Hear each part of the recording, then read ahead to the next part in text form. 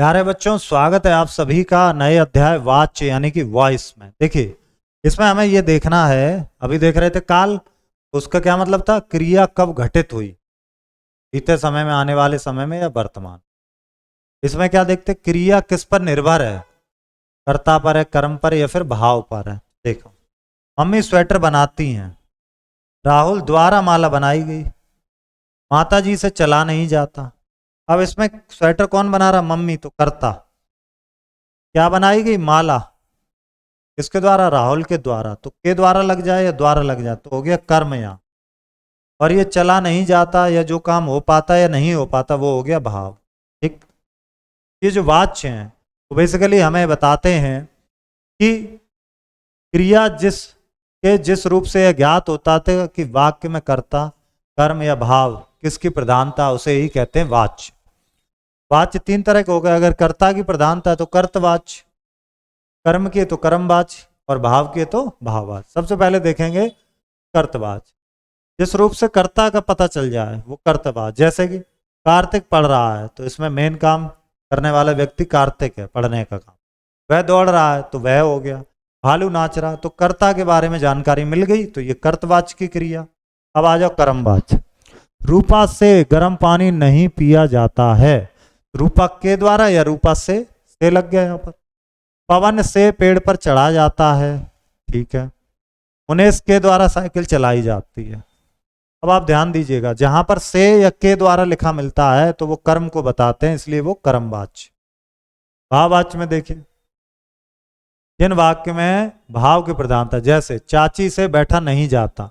अब आप ऊपर देखो, यहां पर भी से लगाता है, यहां पर भी से, दोनों में क्या फर्क है। वहां पर कर्म था साथ में, यहां पर कर्म नहीं है।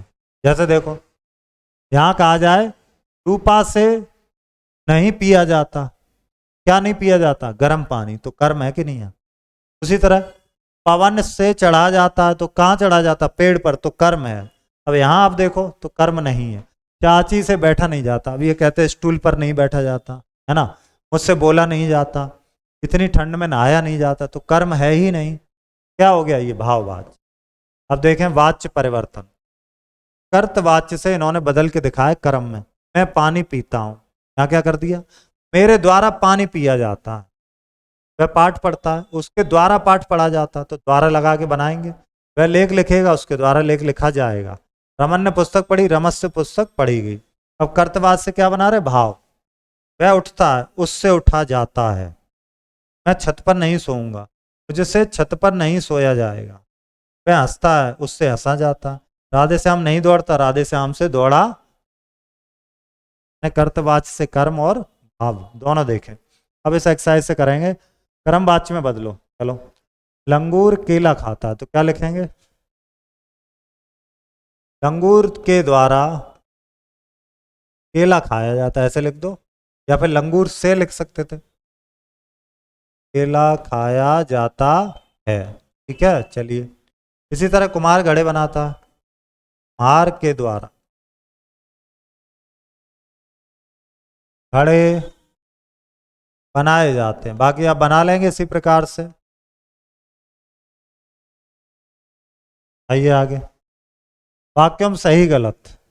वाक्य को ही वाच्य कहा जाता, वाक्य को वाच्य कहते, क्रिया के रूप को। वाच्य के तीन भेद हैं, सही।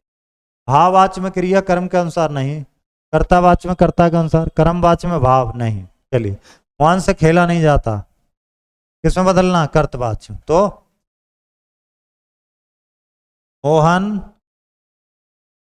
खेलता नहीं है, या खेलता है भी लिख सकते हैं, बदलना है। वह नहीं रोती, भाववाच्य में। उससे रोया नहीं जाता। मैं शराब पीता हूं, कर्मवाच्य। के द्वारा शराब पी जाती है,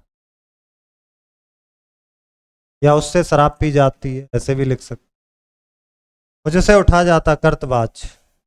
वह उठता है। टिंकू ने अखबार पढ़ा, कर्मवाच्य। टिंकू के द्वारा अखबार पढ़ा गया।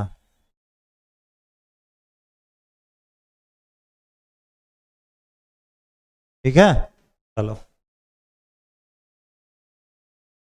वाच्य का बताइए भेद, कौन सा वाच्य, पहचान के बताइए। मैंने दूध पी लिया, तो मैंने क्या पी लिया, दूध पी, ठीक है।